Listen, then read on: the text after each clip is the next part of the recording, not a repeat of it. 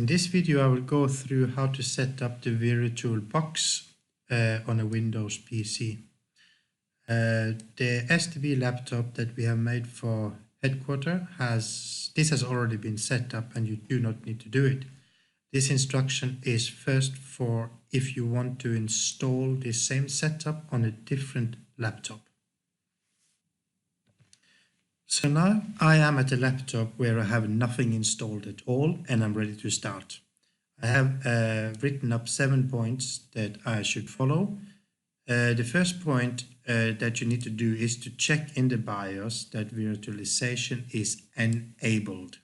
It's a feature in all BIOSes, and I suggest you just go out and search on enable virtualization, Lenovo BIOS, Dell BIOS, etc., and it should tell you exactly how to do it. So you just follow these steps. It's basically just entering BIOS and enable a certain feature and exit and reboot. It doesn't affect your normal PC, but it will allow you to run VirtualBox on your Windows. I'm not sure if the same thing is for Mac or if it's auto configured already, so I would suggest on a Mac that you just go ahead, install it and see if it works, and if it doesn't you have to maybe go in to search a little bit on Google as well. So now we are ready to install VirtualBox.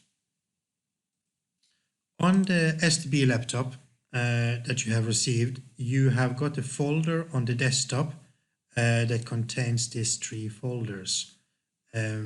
On this PC, I have already copied over to a location where I have space to my D drive, and there are 3 folders.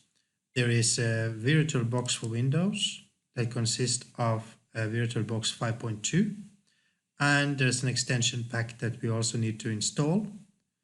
The same goes for Mac. You have the basic VirtualBox and an extension. And there are some specific notes on how to install this on the Mac that you can see in this instruction. Then the third folder has the 2 virtual machines. One with SDB4, which is the Teacher Training College's SDB, and one with SDB5, which is One World University. So let's get started. So I'm going to install this on the Windows, and I will double click to start installation. Everything is straightforward. You could install it on the D drive if you had little space. You just accept all the default settings and go straight to install. So at the end of the installation, you can see that now it recognized this. It has got a different icon on it. I do not have to start it now. I can just finish it, and then I will install the extension pack as well.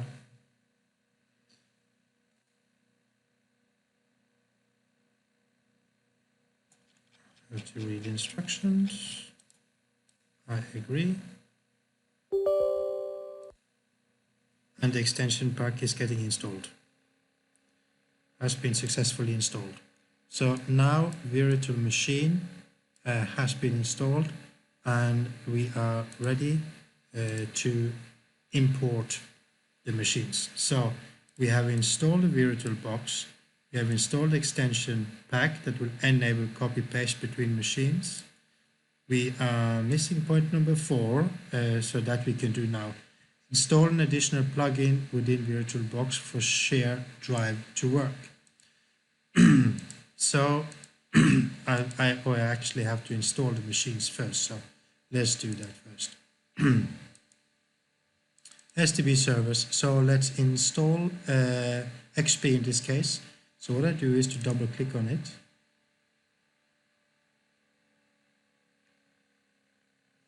It might take a little bit of time, but after some time it should pop up the import features, and here you have everything. So these are the settings that I have used, and I do not have to change any of these ones. Be aware that this will tell you where the VirtualBox will be installed. I do click reinitialize the MAC addressing on all network cards because if it is a different PC, it's good to start with a clean configuration. And then I say import. So this will take about 2 minutes. So it has now been successfully installed. I have two identical windows, so I will just close down one of them. So this is the machine, and as soon as I have set it up, imported it, it will appear here. Before I start it, I will do one change in the settings or confirm some settings, and that's the share folder. So you can move files from your PC over to the virtual machines. It's a good idea to, on your PC, create a folder either on the C drive or the D drive that is called share, because then you can put all kinds of content inside here and you will have access to it from your machines. So if you have a D drive, it will now work automatically. But if you only have a C drive, you do need to go in here and edit this one, browse to the folder, to the C drive in your case maybe, but in my case I will just browse to the folder that's called share, say auto mount and OK. So if it's on C or D, it doesn't matter, you just have to create a folder and share it. So all the other settings should be all right. So now we have checked everything and we are ready to start this virtual machine.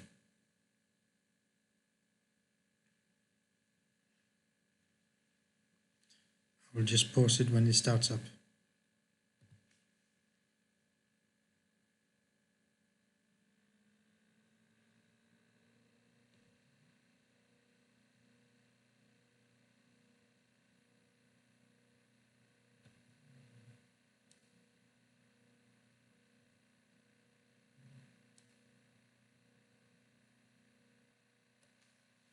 So the machine has now booted up, and as you can see, it's basically just a window on your PC. And normally you will have a host key, which is normally the control key. And if you press the left control key and F at the same time,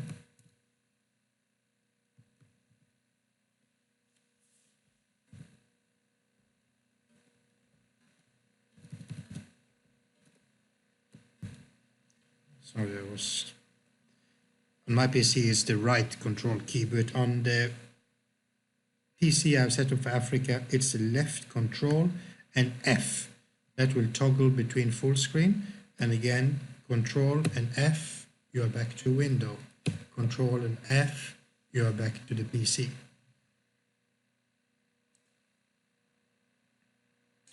All right, so now we can start SDB.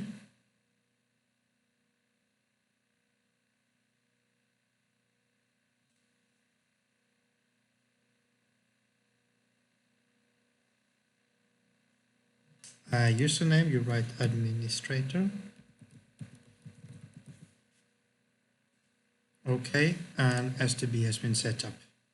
You can then navigate into the subjects, go into the tasks, and the files should all work as well.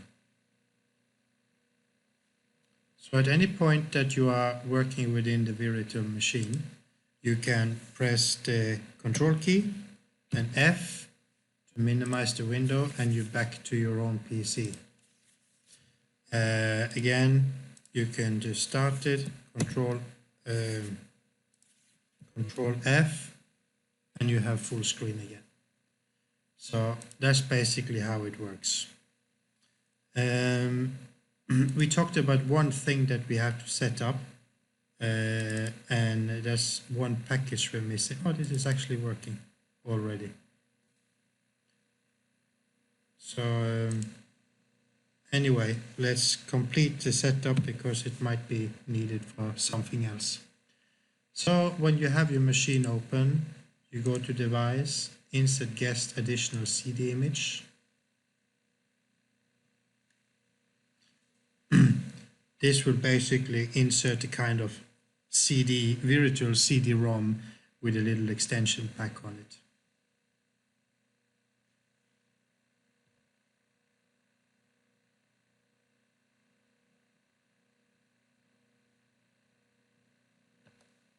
You just say yes to any question that you are asked. Continue anyway. Continue anyway. And you can reboot it whenever you're ready for it. It has been set up with antivirus. Let me just... Not sure why I say that it's outdated now.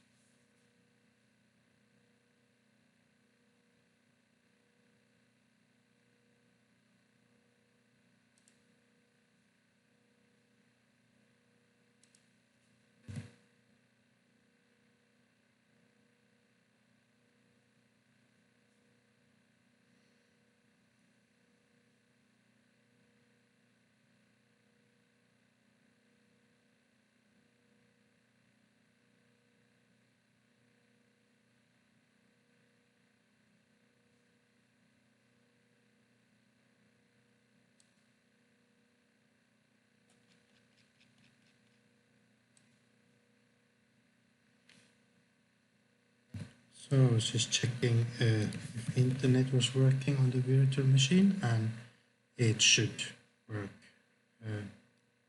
correct. I do believe you should be able to also update the antivirus.